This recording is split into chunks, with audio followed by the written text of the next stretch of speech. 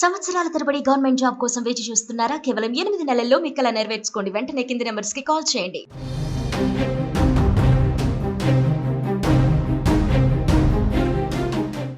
ఉగ్రవాదుల ఆనవాళ్లతో హైదరాబాద్ ఒక్కసారిగా ఉలిక్కి పడింది. సికింద్రాబాద్ బోయాగూడలో తమ మధ్య ఉంటున్న ఓ యువకుడు బాంబు పేలుళ్లకు కుట్ర పన్నినట్టు తెలియగానే బస్తీవాసులు ఒక్కసారిగా ఆందోళనకు గురయ్యారు. విజయనగరంలో సిరాజ్ ను అరెస్టు చేయగా అతనిచ్చిన సమాచారంతో బోయాగూడ వాసి సమీర్ ను అదుపులోకి తీసుకున్నారు పోలీసులు. తండ్రి చాలా ఏండ్ల క్రితం చనిపోవడంతో సమీర్ తన సొంత ఇంట్లో తల్లి సబేరా, అక్క ఆలియాతో కలిసి నివాసం ఉంటున్నాడు. 10వ తరగతి వరకు చదివి లిఫ్ట్ మెకానిక్ గా పనిచేస్తున్నాడు. బస్తీలో ఎవరితో కూడా ఎక్కువగా మాట్లాడకుండా తన పని తాను చేసుకుంటూ ఉండే సమీర్ దేశ విద్రోహ కార్యకలాపాలకు ఆకర్షితుడవుతాడని ఊహించలేదని బస్తీవాసులైతే అంటున్నారు. ఎప్పుడు పాత బస్తీకి చెందిన పలు బ్యాచ్లతో కలిసి ఇంట్లో సమావేశం అయ్యేవాడని చెబుతున్నారు. మరి ఈ నేపథ్యంలో అసలు సమీర్ యొక్క ప్రవర్తన ఎలా ఉండేది, మరి చుట్టుపక్కల వాళ్ళతో ఆయన బిహేవియర్ ఎలా ఉండేది, ఈ డీటెయిల్స్ అయితే మనం తెలుసుకునే ప్రయత్నం అయితే చేద్దాము. ఈ డీటెయిల్స్ మనకు అందించడానికి లైవ్ లో జాయిన్ అవుతున్నారు ప్రేమ్, ప్రస్తుతం మీరు సమీర్ ఇంటి పరిసర ప్రాంతాల్లో ఉన్న నేపథ్యంలో మరి సమీర్ బిహేవియర్ ఎలా ఉండేది, మరి కాలనీ వాసులు ఏమంటున్నారు? ప్రస్తుతం మనం ఏదైతే భారతదేశంలో హైదరాబాద్, సికింద్రాబాద్ జంట నగరాల్లో పేలుళ్ల కుట్ర పడిన సమీర్ తన ఇంటి సమీపంలో ఉన్నాం. మనం ఇదంతా సికింద్రాబాద్ పరిధిలోని బోయగూడ బస్తీ అంటారు. దీని కలారంగు కాలనీ వాళ్ళు ఉండే ఏరియా. ఇప్పుడు ప్రస్తుతం మనం అక్కడే ఉన్నాం. ఈ ఏరియా అంతా కూడా కలారంగు ఏరియా అంటారు. ఇక్కడ వారి యొక్క బిహేవియర్ కొంత డిఫరెంట్ గా ఉంటుంది. వాళ్ళ ఇంట్లో వాళ్ళంతా కొంత తేడాగా ప్రవర్తిస్తుంటారు. కానీ ఆ సమీర్ మాత్రం సైలెంట్ గా వస్తుంటాడు, అమాయకునిలాగా ఉంటాడు అని చెప్పి స్థానికులు చెప్తున్నారు. ఒకసారి మనం ఇక్కడ కొంతమంది మహిళలు ఉన్నారు, వారిని అడిగి తెలుసుకుందాం. చెప్పండి, ఇక్కడ మీ ఇంటి పక్కనే ఉన్న సమీర్ సంబంధించి ఉగ్రవాద మూలాలు ఉన్నాయి, అక్కడ నుంచి పాకిస్తాన్ వాళ్ళతో సంబంధాలు ఉన్నాయని పోలీసులు అరెస్ట్ చేశారు. మీకు అంటే ఎలా ఉంటారు అసలు వాళ్ళ ఇంట్లో వాళ్ళు? అమాయకంగానే ఉంటున్నాను అన్న. వాడు ఏమి తెలియదు, అతి పిల్లగా లెక్కనే ఉంటుంది. వాడు ఉండి ఇంత పని చేస్తాడని మేము త్వరలో కూడా ఊహించుకోలేదు. వాళ్ళ ఇంటికి మాత్రం ఆ పాత బస్తాలు అయితే కంపల్సరీ వస్తారు. ముసలోళ్ళు వస్తారు, వయసు వాళ్ళు వస్తారు, వాళ్ళ అక్క పోతుంది, వాళ్ళ అమ్మ పోతుంది, వాడు కూడా పోతాడు. వాళ్ళు ఏముందో మాకు తెలియదు నాన్న. బస్తీలో ఉన్నప్పుడు ఆయంట బాయంట బాయ్ వరకే ఉంటాం మేము. మీరు ఎక్కడికి వెళ్తారు, ఎందుకోసం మనం అవన్నీ చర్య చేసుకోవాలి. ఆ రోజు కూడా సార్ వాళ్ళు వచ్చి ఎంత 16 మంది వచ్చారు, స్పెషల్ ఆఫీసర్లు అంట. అలారం దగ్గర ఉన్నారు, జెండా దగ్గర ఉన్నారు, ఇక్కడ గోడ దగ్గర ఉన్నారు, ఇక్కడ ఉన్నారు, పాకలైన డబ్బా దగ్గర ఉన్నారు, ఉన్నారు. ఆ రోజు ఫంక్షన్ అవుతుంది, కర్ణాటకలో ఫంక్షన్ అవుతుంది. నేనేమనుకోండి, ఇక్కడికి వచ్చిన నేను ఫంక్షన్కి వచ్చిన వాళ్ళేమో ఫంక్షన్కి వచ్చిందేమో, వాళ్ళు ఫంక్షన్కి వచ్చిన వాళ్ళ మేము అట్లా ఆలోచించుకున్నాము. ఆ దళితులు ఎప్పుడైతే పైనుంచి కిందికి వచ్చి బండి ఎక్కాడో గతం అందరూ గ్రూప్ జమ అయిపోయారు. వాళ్ళ అనామతో బతుకమ్మలో కచ్చుకొని వెళ్ళిపోయారు నాన్న. వెళ్ళిపోతే నేను వాళ్ళు వెంట వెళ్ళా. ఎందుకు వెళ్తారు అట్లా, ఎందుకు తీసుకెళ్తారు అబ్బాయిని? మా బస్సులో పిల్లోడు కదా, పిల్లోడికి అసలు ఏం తెలియదు, అమాయకులు లెక్కనే ఉంటాడు, ఎందుకు తీసుకెళ్తున్నారు అని అడిగితే అమ్మ నీకు అవసరం ఇవన్నీ, మాకు కంప్లైంట్ వచ్చింది, మేము తీసుకొని వెళ్తున్నాం, మీకు అవసరం లేదు ఇవన్నీ అంటే కనీసం మాకు ఇన్ఫర్మేషన్ నేను ఇవ్వాలి కదా సార్. మా బస్సులో ఇంతవరకు ఇట్లాంటివి జరగలేదు. ఒకటే మీరు ఇంతమంది వచ్చారు కదా, ఏ విషయంలో వచ్చారు, కొంచెం ఇన్ఫర్మేషన్ నీకు ఏమి మేము చెప్పమమ్మా, మా డ్యూటీ మేము డ్యూటీ చేసుకుంటున్నాం. మీరు సైలెంట్ గా ఇంటికి వెళ్ళండి, ఇంటి దగ్గర కూర్చోండి, మా ఇల్లు అని కూడా వాళ్ళకి తెలియదు, మీ ఇంటికి వెళ్ళండి, మీ ఇంటి దగ్గర కూర్చోండి అని చెప్పారు. నాకు భయం వేసింది నాన్న, అంతమంది చూస్తే నాకు కూడా కొంచెం భయం వేసింది. అక్కడ వరకు తీసుకెళ్ళారు కలవడం దగ్గరికి అని, కార్లో కూర్చోాలంటే కూర్చోడు, మెడల్ మీద కూడా పెట్టాలి, కార్లో పట్టాడు. కానీ ఇక్కడొకసారి వస్తాడు, మధ్యలో కూర్చోండు, వాడి ముఖంకి అది నల్లది మాస్క్ వేసేసి నాకు భయం వేసింది. వాళ్ళ అమ్మ వాళ్ళ అక్క కూడా తెలియదు అసలు. వాళ్ళు వచ్చారు, ఈ అబ్బాయిని పట్టుకొని వెళ్తారు, ఇలా ఇంట్లోనే ఉన్నాయి. నేనే చూడలేక వీళ్ళు పోలీసులు తీసుకెళ్తారు, వీళ్ళు ఇంట్లో ఏం చేస్తున్నారు, ఇక్కడ ఉన్న అబ్బాయిని అదే పైకి వాళ్ళ అమ్మని వాళ్ళ అక్కని తెలుగు, ఎందుకు మరి వీళ్ళు 1000 మంది తీసుకెళ్తారు అంటే అప్పుడు వచ్చారు వాళ్ళు. అప్పుడు అబ్బాయిని తీసుకెళ్ళి వెళ్ళిపోయారు కదా, వాళ్ళు వెళ్ళిపోయారు. ఇంకా 8 సార్లు ఇక్కడే ఉన్నారు, ఓన్లీ మొత్తం ఇల్లంతా పోయి చెక్ చేసేది. మరి అందులో ఏం దొరికిందో ఏం దొరకలేదో మాకైతే తెలియదు. మీరు దయచేసి వాళ్ళని మాత్రం ఇక్కడికి వెళ్ళి పంపించే ప్రయత్నం చేయండి అన్న. మా ప్రాణానికి అయితే ఒకవేళ సమీర్ అంటే వస్తుంటాడు పోతుంటాడు, వాడి గురించి మీకు పెద్ద వాళ్ళ ఇంట్లో వాళ్ళ అమ్మ వాళ్ళకి ఎట్లా చెప్తే అలా గలీజ్ ఉంటుంది నాన్న, అలా మంచిది కాదు క్యారెక్టర్. ఆమె వయసులో కూడా దుబాయ్కి అమ్మారంట, నాకు పెళ్లి కాలే అప్పటికి, నా పెళ్లి కాలే, దుబాయ్కి అమ్మారంట వాళ్ళ అమ్మని. అక్కడ ముసలాయిలో ఏగా మనం ఎందుకు నాన్న, వాళ్ళ క్యారెక్టర్ అయితే మంచిగా, తల్లి కూతుల క్యారెక్టర్ అయితే మంచిది కాదు. నేను చూసాను మటుకు వాళ్ళ క్యారెక్టర్ మంచిది కాదు. ఈ అబ్బాయి అయితే మొత్తం వ్యక్తి పిల్లల లెక్కనే ఉంటుండే బిడ్డ. ఎగ్గోడు అంటే కింది తలేసుకొని పోతుండే, కింది తలేసుకొని వస్తుండే పైకి. మళ్ళీ వాళ్ళ కొంత తిన్నరా అంటే ఉన్నారా అంటే హాయ్ బాయ్ అని కూడా అనకపోయేది. అరే ఎద్దోడు కదా అని అట్లా ఉండడాన్ని నేను సార్ కూడా దగ్గరికి వెళ్ళిన. అమాయకుడు అమాయకంగా ఉండేటోడు ఇంత పని చేస్తాను కలర్ కూడా అనుకోలేదు నాన్న. ఇంత పని చేసి వీడు ఇటువంటి ఆ పనులు చేస్తున్నాడు అని మనం ఏం రెగ్యులర్ గా ఈ ఓల్డ్ సిటీ పిల్లలు ఇంకెవరో వస్తున్నారు అని మీరు అప్పుడప్పుడు ఏదో మాట్లాడుతుంటే నేను విన్నా, అది నిజమేనా? నిజమే. ఎందుకు వస్తున్నారు ఏంటి ఏం తెలియదు. అవి మంచివి కావు అవి. అవి వేస్ట్ మొక్కలు అంటే వేస్ట్ మొక్కలు మేము వెళ్ళాము అడగం.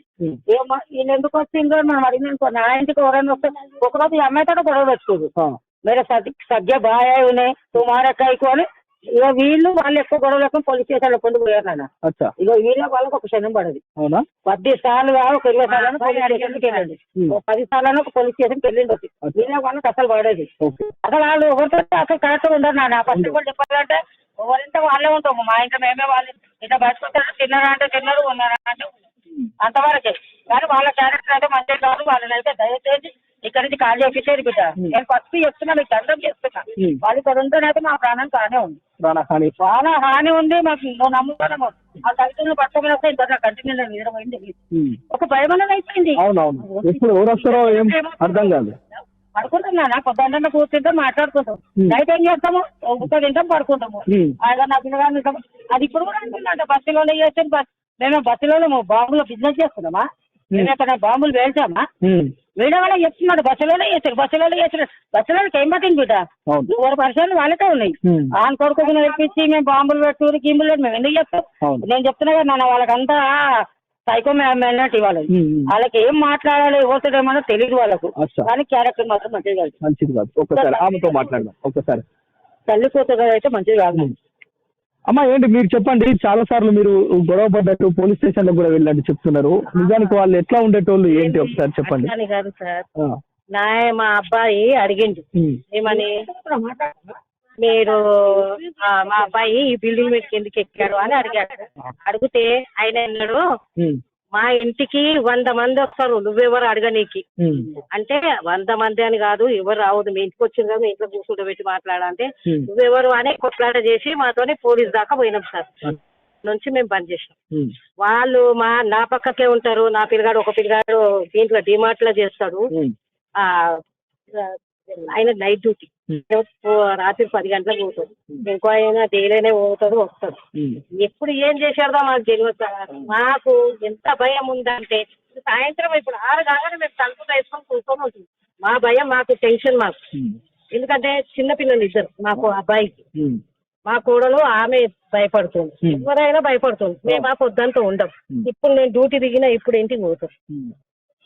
మీరు ఏం చేస్తారో ఏమో సార్, అది మీ, కానీ మాకైతే చాలా భయమే ఉంది. నేను పక్కకు ఉంటా కాబట్టి నాకు చెప్తాను, చాలా భయమే ఉంది సార్. చిన్న సంగతి చెప్తున్నా. ఇక్కడ నుంచి వాళ్ళని పంపించేసేయాలంటే అలానే అనుకుంటున్నాను. మరికొంతమంది కూడా ఉన్నారు సిరి, ఒకసారి మాట్లాడించే ప్రయత్నం చేద్దాం. వీళ్ళంతా కూడా ప్రస్తుతం భయభ్రాంతులకు గురవుతున్న పరిస్థితి. ఎందుకంటే ఎవరెవరో వస్తుంటారు, ఏమో చేస్తుంటారు వాళ్ళు. బిహేవియర్ పైన అనుమానం ఏమన్నా వచ్చిందా? కనిపించాయా? ఒకసారి అడిగే ప్రయత్నం చేయండి. నేను ఇప్పుడు అదే, ఇప్పుడు అందరు ఉన్నారు, వాళ్ళంతా చాలా భయంతో ఉన్నారు. ఎందుకంటే ఓల్డ్ సిటీకి సంబంధించిన వాళ్ళు ఎవరెవరో వస్తుంటారు, ఆ పైకి ఎక్కుతుంటారు. నేను ఇప్పుడు వాళ్ళ ఇల్లు కూడా చూపించే ప్రయత్నం చేస్తా. మరి కొంతమంది ఉన్నారు నిజంగా, అంటే మనకు వచ్చిన ఈ సందేహాలను ఒకసారి వాళ్ళని కూడా అడుగుదాం. అమ్మ చెప్పండి, ఎప్పుడన్నా మీరు ఇట్లా అనుకున్నారా, అంటే ఈ అబ్బాయికి ఇట్లాంటి సంబంధాలు ఉంటాయి, అట్లాంటి ఏమన్నా అనుమానాలు ఏమన్నా వచ్చినా? ఎంత లొల్లి పెట్టుకుంటారని తెలుసు కానీ అవి సంబంధాలు.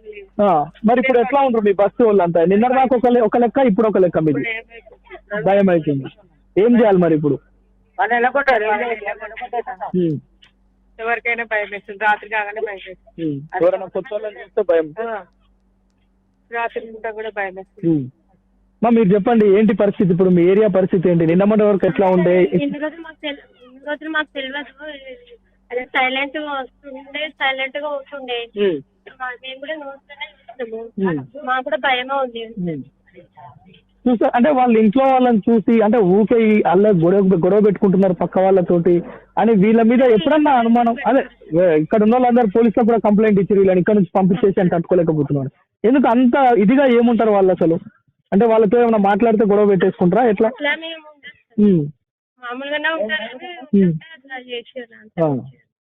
అబ్బాయిని తీసుకుపోయినాక ఎట్లా ఉంది ఇప్పుడు మీ ఏరియా పరిస్థితి? అంటే భయం, ఎవరికి ఏం చెప్పాలో అర్థం కావట్లేదు.